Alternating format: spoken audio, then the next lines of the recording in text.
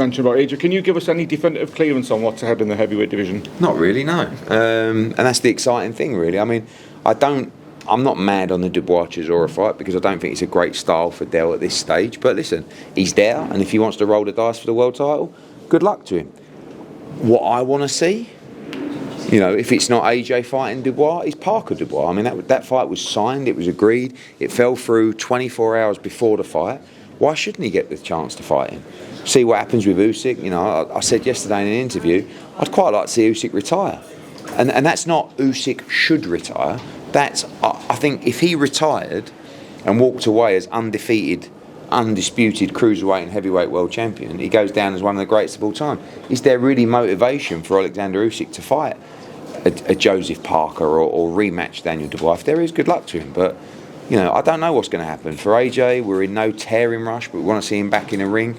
He can punch in about 4 or 5 weeks, and then after that, we'll have to make a decision. Eddie, with the TKO Boxing League, is there any risk of your top fighters being having their contract brought out or anything like that? No, I don't think TKO have got any interest in recruiting that level of fighters. I don't think they want to pay that kind of money. I'm aware of probably half a dozen fighters that have signed for the league, and I've been invited to fight in the league, and they're all good fighters, but lower level guys, either prospects or guys with a couple of losses.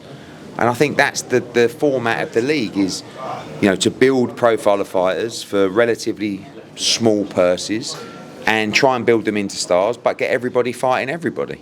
So yeah, I don't anticipate. You got to remember as well that sometimes boxers' purses are heavily inflated in relation to their commercial value. TKO have got to be very careful not to get involved in overpaying fighters and how that will affect their relationship with talent in other areas of their business, namely UFC. Because, the disparity between pay in UFC and boxing is quite wild. And, I think that the league will want to focus on a lower level fighter, but get them to be in exciting fights and be part of the format as you're told, really. And I don't think that will work with the top level of the game.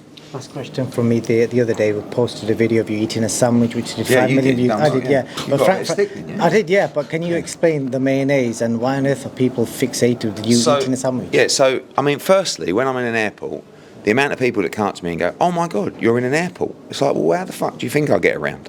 Now, I sit at a gate like everybody else.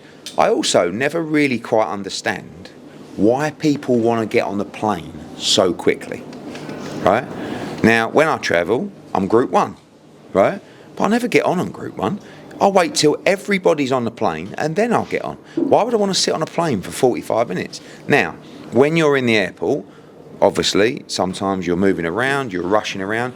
I was delayed. I was quite hungry. So I went into a Camden food company it was, which I've got to be honest with you, it's not my favourite outlet. Sorry, Camden. And they only had either chicken Caesar salad, which really didn't look good at all, or the sandwiches. Now, you know how the Americans do the sandwiches. You've got that much turkey in there, right? That much cheese. Nice. But the bread is very dry. So I buy the sandwich, and as I'm checking out, to the side, you've got the sauces, right? Namely, mayonnaise. So I pick up a foil of mayonnaise because I know that the sandwich is going to be really dry. And there's no mayonnaise in the sandwich. Now, one of the questionable things that I did was, my daughter told me off about this. Dad, why are you applying mayonnaise per bite? It's disgusting. And I said, well, I didn't have any cutlery.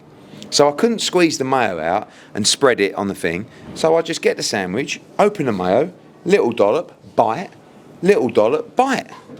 But when I looked at the video, it was the level of concentration in my face and the excitement of putting this sandwich in my mouth made me realise that, Eddie, you are a fat pig.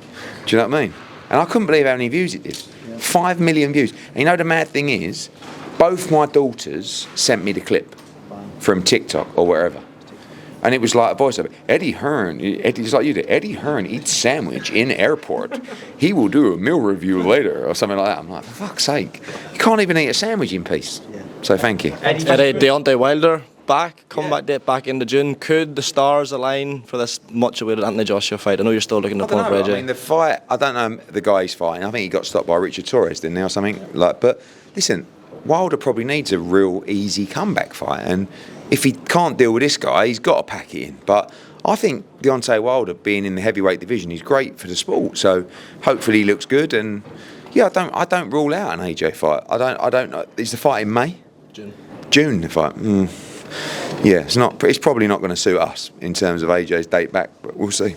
Dmitri Bivol, any update there? Obviously, Turk Al-Sheikh doesn't seem particularly keen on a David Benavidez fight, so if it is to be the trilogy fight with Beterbiev, will belt started to be vacated if that's what's to be next at that stage? Yeah, I mean, we had an offer via the lawyer from Samson Boxing to fight Dmitri Bivol. I saw Samson's comment about the split. He got the purses completely wrong in terms of what Bivol made for Beterbiev, but the reality is this: Turkey Al-Sheikh has given Dmitri Bivol 4 fights, right? He gave him, most importantly, the fight with Beterbiev for undisputed, and better than that, after what we thought was a poor decision, he gave him the rematch 4 months later. So we are doing whatever His Excellency wants us to do for the next fight. I would expect that to be, because of how he dealt with Bivol Beterbiev 1, I would expect that to be the trilogy fight. If His Excellency turns around and says, we want you to fight David Benavidez, no problem. But we want to keep hold of all the belts, but if we have to lose one to follow His Excellency's plan for Dmitri Bivol, no problem as well. I asked you yesterday about the logistics for the Times Square card, and people on social media seemed a bit sort of dismayed at the fact that tickets won't be available to fans. It's not really the impression that was given from mock-up designs and such, just a chance to respond to that. Mock-up designs was not, I believe the mock-up designs came from a social media account, AI account of how it might look. There was never an intention to sell tickets for the event. I believe there will be guests there, but the whole concept of these, and it's not my concept or event, so I'm not, this is my opinion, it's a TV experience. Do you know what I mean? It's something in a location that is quite wild, and it's not built. I mean, the whole fascination with this, you're losing the gate. Right, so which I could never do this, because you're literally leaving somewhere between $5 and $10 million on the floor by not having a crowd. But in these unique locations, it's not about the crowd. It's about, they'll be focusing on the TV production and the look of it. It's like Alcatraz. If that happens, they're not going to put a crowd on Alcatraz Island. It's just the whole experience of that location. So yeah, it was never an intention. It was never announced there'd be a crowd. And I expect there to be people there, but as I understand it, they won't be selling tickets. Eddie, when you mentioned TKO boxing before, obviously Dana White's vision is so different to your vision of boxing. He believes it's broken, he wants to rebuild it from the ground up, as he said. Previously, you've said Dana is someone that you looked up to with the way how he's built up the UFC model, but things are different now. You react to that by saying you believe you're still the best boxing promoter in the world. He's competitive. He wants to be the best boxing promoter in the world. What's that dynamic like now? Because it is seemingly going to become a rivalry between you both, isn't it? I don't know. Maybe. I mean, spoke to him the other day. Not really. It was only about some tickets, actually, for UFC London that he sorted me out. So we get...